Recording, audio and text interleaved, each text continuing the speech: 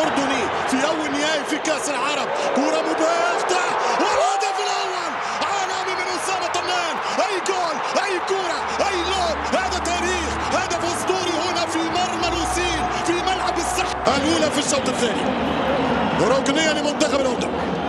التنفيذ على القائم الثاني خطيرة بالجول، هدف التعادل للنشامة.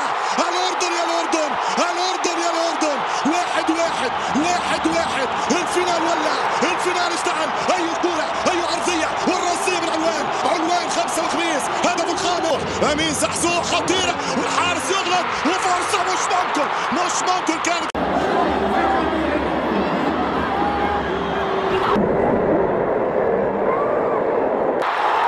ما بعدش برشا. علي علوان يمشي، علي علوان ويحط الثاني. جول جول جول جول جول جول جول للنشامة. الثاني أردني. الأردن عاد من بعيد، الأردن عاد من جديد. أي شخصية، أي كاريزما، أي قتالية، أي أداء رجولي وبطولي. جرين يمشي بوجرين، تلعب كرة هذه خطيرة بالراس، مش ممكن. والتعادل المغربي، حمد الله يلغى الهدف. التسلل ضد حمد الله. الحكم يقول اوفسايد الراية.